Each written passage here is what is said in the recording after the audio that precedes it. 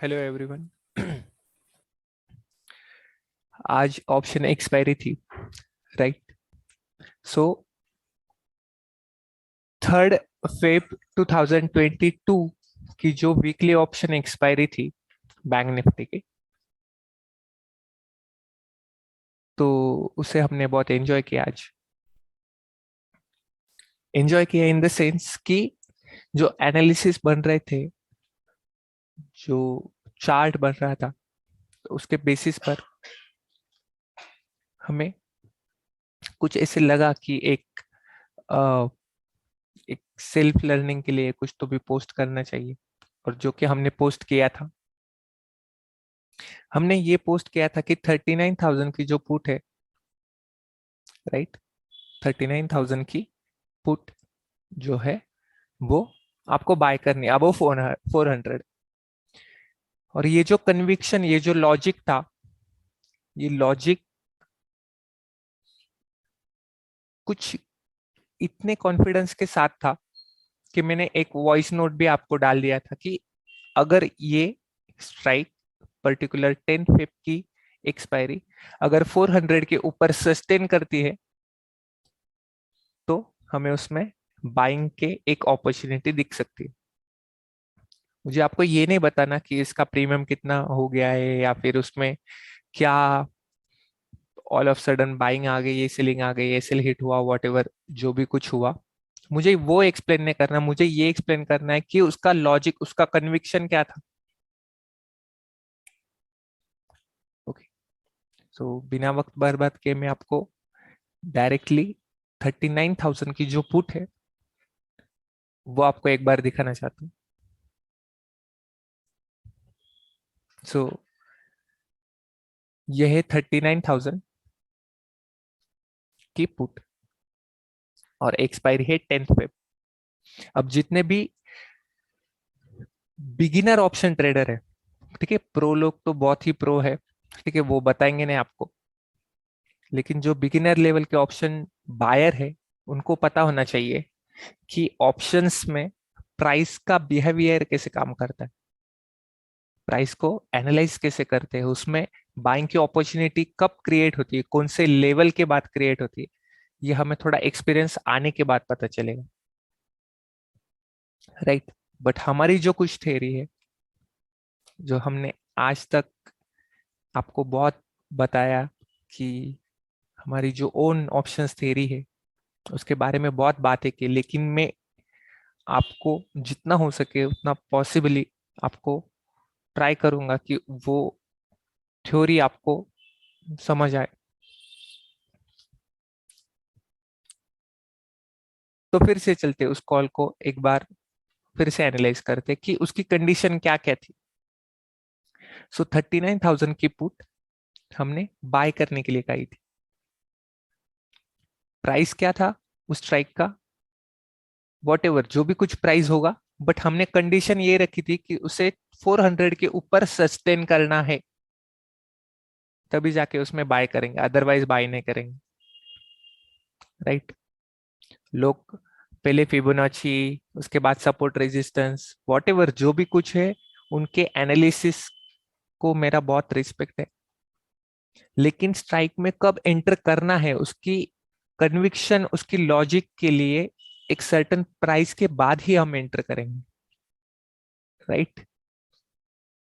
तो फर्स्ट जो हमारी खुद की ऑप्शंस थ्योरी है, उसका फर्स्ट कंडीशन यही है कि प्राइस को उसके एलिजिबल होना चाहिए, उस पर्टिकुलर जो स्ट्राइक रहेगी उसमें बाइंग के लिए उसको कुछ तो भी एक फाउंडेशन होना चाहिए, उस प्राइस को उतना फाउंडेशन होना चाहिए, तब जाके उसमें स्पीड आएगी, एक मोमेंटम बनेगा, राइट? सो 39,000 का जो पुट था, जो स्ट्राइक था, हम ग्राफ पर भी आएंगे, ये बैंक निफ्टी का फ्यूचर है, मैं फ्यूचर को ही फॉलो करता हूँ मोस्टली। तो फ्यूचर को हम जब देखते हैं तो फ्यूचर में हमें बाद में फॉल दिखाई दिया, उसके ऊपर भी आएंगे, लेकिन हमें अभी तो भी ये सीखना पड़ेगा कि स्ट्राइक में कैसे चेंजेस आए।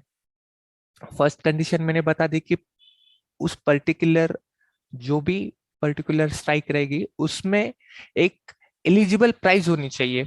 अब नए ट्रेडर्स बोलेंगे कि 400 ही क्यों? तो 400 का रीजन ये है कि जब मैंने मॉर्निंग सेशन को देखा तब मेरी टाइम फ्रेम थी ये कुछ इस तरीके से। मॉर्निंग सेशन आज की तारीख 3 तारीख है ना, राइट? सो यहाँ से ये लेवल मैं एक सपोर्ट ड्रॉ कर देता हूं यहाँ पर। ये राइट, टाइम क्या है ये? 9:15। अब 39,000 की पुट ही क्यों? ये भी एक सवाल है। कॉल क्यों नहीं, सिर्फ पुट ही क्यों?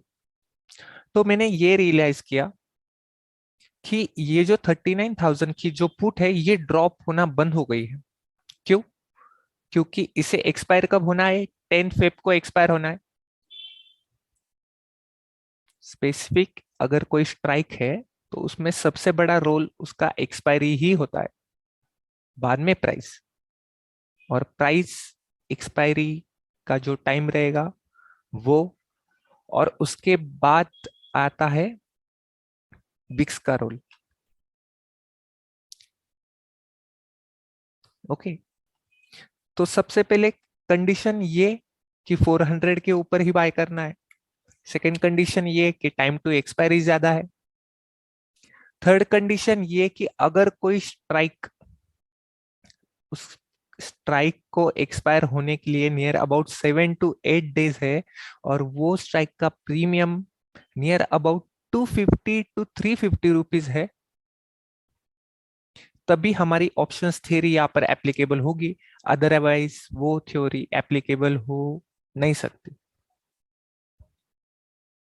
ओके, फिफ्थ रीजन, जो भी पर्टिकुलर स्ट्राइक सिलेक्ट की गई थी वो पर्टिकुलर स्ट्राइक में सबसे ज्यादा वॉल्यूम आज मुझे 9:15 में दिखा। हाँ, सेल साइड था, कोई दिक्कत नहीं, लेकिन वो वॉल्यूम 9:15 को दिखाई दिया, जो कि ऑप्शन सेलर जो है वो इस स्ट्राइक पर क्या करने वाले थे? अगर मार्केट ऊपर जाता तो सबसे ज्यादा हम इस स्ट्राइक पर वो पहुंचाते, अदरवाइज नहीं। ठीक है? ये देखिए, ये है बैंक निफ्टी का चार्ट। ये फ्यूचर है, फ्यूचर में भी कुछ लेवल्स ड्रॉ कर लेते हैं। ये था टुडेज लो, यस्टरडेज हाई, राइट, और ये था आज का हाई।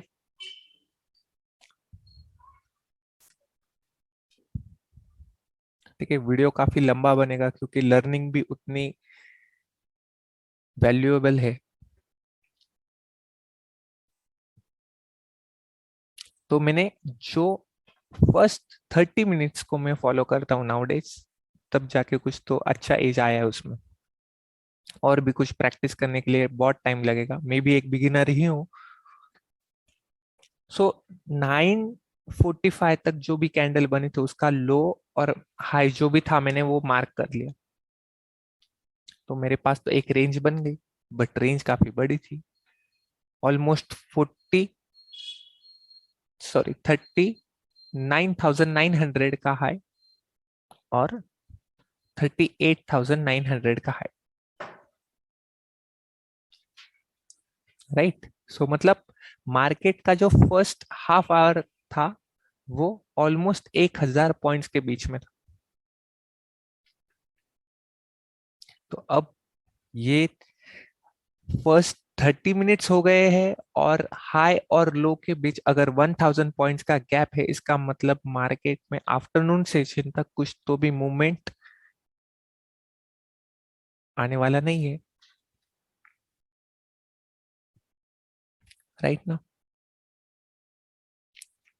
उसके बाद नेक्स्ट, जब 39,000 की जो स्ट्राइक थी, इसमें और एक स्पेशलिटी थी। अगर आप थोड़ा माइक्रो ऑब्जर्व करोगे आपको पता चलेगा कि ये जो कैंडल्स थी ये कैंडल्स फ्लैट कैंडल्स होना स्टार्ट हो गई थी। क्यों? क्योंकि इसमें इंसेंट्रिक वैल्यू के साथ साथ एक्सेंट्रिक वैल्यू भी थी, मतलब टाइम वैल्यू भी बचा था इसमें।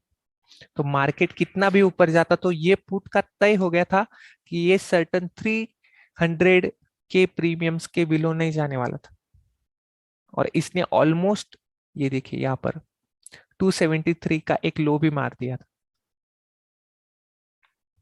राइट। सो एस्टरडे का अगर हम एक एनालिसिस करते हैं तो प्रीवियस कैंडल का हाई देखिए यहाँ पर 401 था।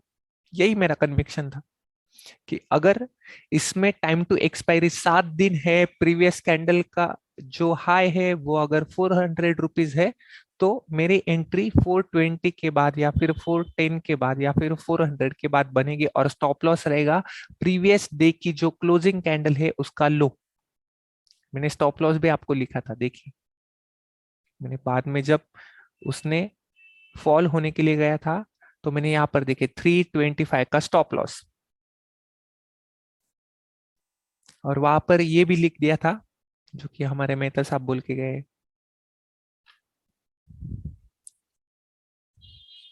और बहुत सारे लोग बोलेंगे कि ये कन्विक्शन, ये लॉजिक, बट एक बार अप्लाई तो करके देखिए, एक बार एक्सपीरियंस तो करके देखिए। हर कोई स्ट्रैटेजी रोज अप्लाई नहीं होगी, उसके लिए परफेक्ट एनवायरनमेंट जब बनेगा तभी जाके अप्लाई कीजिए, आपको रिजल्ट मिलेंगे। लेकिन उतने पेशेंस नहीं होंगे, देन प्लीज, ये मार्केट आपके लिए नहीं बना है, आप छोड़ दीजिए, कोई और बिजनेस कीजिए, प्रॉफिटेबल रहोगे आप,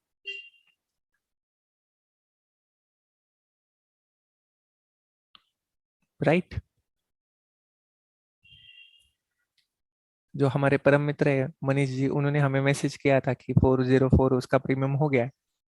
तो मैंने उनको ये बताया था कि वो ऊपर कितना जाने वाला है ये हम नहीं बता सकते, लेकिन हमें हमें ये पता है कि मार्केट में अगर हमारी जो प्रिडिक्शन है, जो कन्विक्शन है वो रॉन्ग भी जाती है, तो सबसे पहले हमें ये डिसाइड करना है कि हमें कितना मार्केट को पे करना है,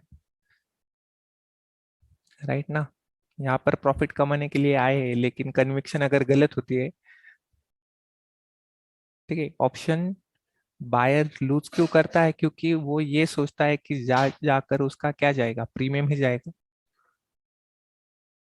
सही है ना, प्रीमियम ही जाएगा। लेकिन हमें वो प्रीमियम को भी एक सीमा, एक मर्यादा में ही रखना है।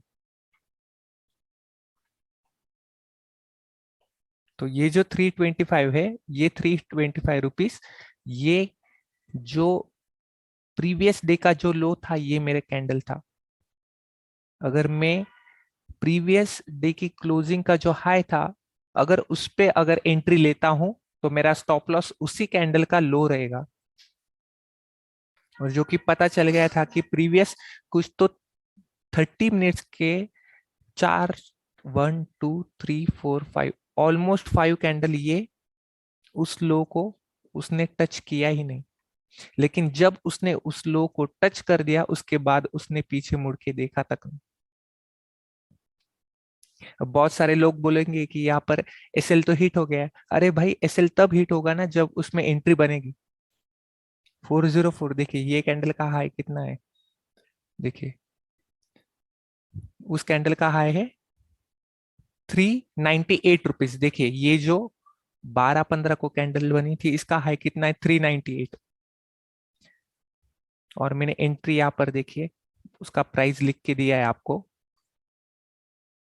एंट्री बनी थी 400 रुपीज के ऊपर। बात logic, conviction, confidence and result.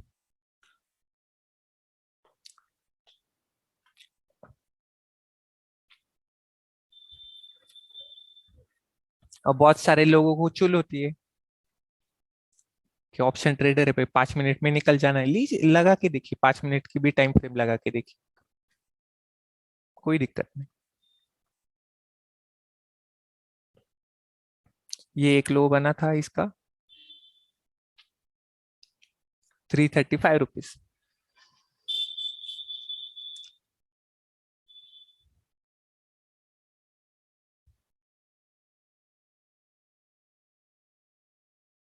ये कुछ, और जब इसने ये 20 MA को, जो 20 डेज का मूविंग एवरेज है, अगर आप 5 मिनट्स यूज करते हो तो आपको 20 डे का मूविंग एवरेज मस्त है। सिंपल मूविंग एवरेज यूज कीजिए, कोई दिक्कत नहीं, आराम से ऊपर जाता है वो, बट प्राइस को ऊपर ही लेके जाएगा। और देखिए रिजल्ट, छोटी टाइम फ्रेम कीजिए, रिजल्ट है। बड़ी टाइम फ्रेम कीजिए, रिजल्ट है। और जो मैंने बताया था आपको, ये पोजिशनल के लिए ही बताया था कि आप रख सकते हो, कोई दिक्कत।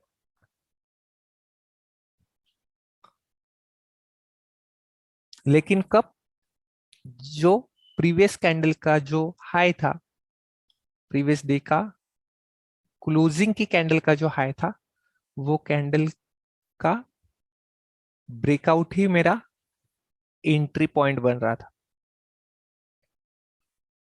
इस तरीके से। अब फ्यूचर की बात करते हैं कि इसमें क्या कन्विक्शन थी। कन्विक्शन अगर देखी जाए तो सिंपल कन्विक्शन यही थी कि अगर 1000 पॉइंट के रेंज में मार्केट है तो उसमें मूवमेंट आने के लिए वो उतना आपको परेशान करने ही वाला है। और ये जो मूवमेंट आ गई थी बीच में, कौन सा, 12:15 से लेकर 12:45 के टाइम में ये जो मूवमेंट आई थी, तो हमने आपको बताया भी था कि एचडीएफसी बैंक में, देखिए, and this HDFC bank pushing bank Nifty up. Video काफी लंबा है, but with proper explanation and experience के साथ आपको सारे जो लॉजिक एंड कन्विक्शन है वो आपके साथ हम रिवील कर रहे हैं, जो कि हमारी ऑप्शंस थ्योरी। और जो भी गलतियां हमने की कि बैंक निफ्टी को हमने थोड़ा सा कंसिडर किया था कि ये बियरिश ही रहेगी, तो हमने मिस्टेक्स भी लिख दी, कि जो कि हमने 15 मिनट के टाइम फ्रेम को देखा नहीं था। हम तो कंटिन्यूअस 30 मिनट के टाइम फ्रेम को देखते हैं। देखिए 30 मिनट्स के टाइम फ्रेम, और हमने मॉर्निंग को ही कंसिडर कर लिया था कि नहीं, आज तो फॉल आना ही आना है।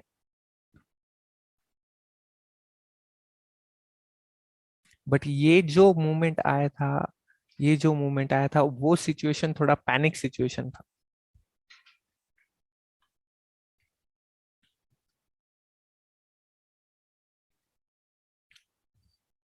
देखिए ये 20 डेज का मूविंग एवरेज,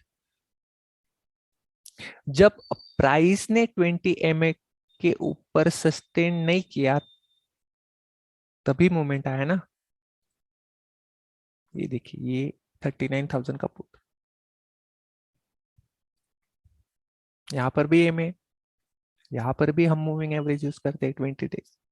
इंट्राडे में, स्मॉलर टाइम फ्रेम में, अगर आपको विथ प्रॉपर कंफर्मेशन जाना है तो 20 डेज का मूविंग एवरेज यूज कीजिए, कोई दिक्कत नहीं।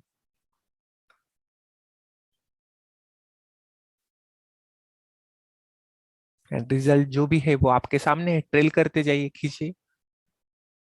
कौन कहता है ऑप्शन ट्रेडिंग में 5 मिनट में टाइम, 5 मिनट के टाइम फ्रेम में आपको जल्दी जल्दी प्रॉफिट बुक कर लेना है? कोई दिक्कत नहीं। अगर आप नेक्स्ट एंट्री करते हो, प्रीवियस कैंडल का स्टॉप लॉस लगाइए। नेक्स्ट कैंडल अगर बन रही है, कोई दिक्कत नहीं, प्रीवियस कैंडल का जो लो है उसका स्टॉप लॉस लगाइए, ट्रेल करते जाइए प्रॉफिट को, कोई दिक्कत नहीं। आराम से आप 394, 420, 450, 470 जा सकते हो, कोई दिक्कत नहीं। यूज कीजिए, ट्रेड लेने के बाद फिर 5 मिनट की टाइम फ्रेम यूज कीजिए, कोई दिक्कत नहीं। प्रीवियस कैंडल का लो रखिए उस, अगर आप और भी रिस्की ट्रेडर हो, कोई दिक्कत नहीं, 20 MA का सपोर्ट ले लीजिए, कोई दिक्कत नहीं। वो स्टॉप लॉस रखिए, कोई दिक्कत नहीं। At least cut to cut price में तो आप निकल जाओगे, at least cut to cut price में तो अभी आप निकल जाओगे, कोई दिक्कत नहीं। फिर से आ गए बैंक निफ्टी की फ्यूचर की चार्ट पर। अब बहुत सारे लोग बोलोगे कि बैंक निफ्टी का तो स्पॉट देखना होता है। भाई बैंक निफ्टी का स्पॉट देखा नहीं जाता, तो बैंक निफ्टी का फ्यूचर देखते जाइए। एफ एंड ओ बना है, स्पॉट एंड ओ नहीं बना है। So F and O means future के साथ साथ ही आपको ऑप्शंस में ट्रेड करने हैं। फ्यूचर के चार्ट पर जो भी है आपके indicators, price action, what ever जो भी आप करते होगे, फ्यूचर के चार्ट पर ही अप्लाई कीजिए, क्योंकि उसमें नीचे वॉल्यूम दिखता है। और वॉल्यूम में छेड़छाड़ करनी है तो कोई दिक्कत नहीं, कीजिए, यहाँ पर जाइए, जो भी आपको कुछ लगता है, ट्रेडिंग व्यू में भी है बहुत सारी चीजें पड़ी, उसमें मॉडिफिकेशन करते बैठे, कोई दिक्कत। लेकिन पर्टिकुलर स्ट्राइक के प्राइस को, के जो बिहेवियर रहेगा ना, उस बिहेवियर को भी समझने के लिए आपको थोड़ा टाइम लगेगा कि वॉल्यूम कैसे जनरेट हो रहा है। अब देखिए 5 मिनट के टाइम फ्रेम में मुझे इतना क्लियर नहीं समझ रहा है, लेकिन मैं 30 मिनट्स की टाइम फ्रेम अगर यूज करता हूँ तो मुझे एक प्रॉपर इंडिकेशन मिलता है कि आज के दिन ही इस स्ट्राइक में ज्यादा वॉल्यूम आ रहा है। अगर वॉल्यूम आ रहा है तो वो तो गिरेगा, अगर स्पॉट ऊपर जाने वाला है तो पुट गिरेगा ही गिरेगा, लेकिन उसमें टाइम टू एक्सपायरी कितने दिन की, ऑलमोस्ट 7 दिन की एक्सपायरी है। और वही प्रीमियम 500 600 जाता है जो 250 300 के करीब ट्रेड होता है, हमेशा याद रखिए।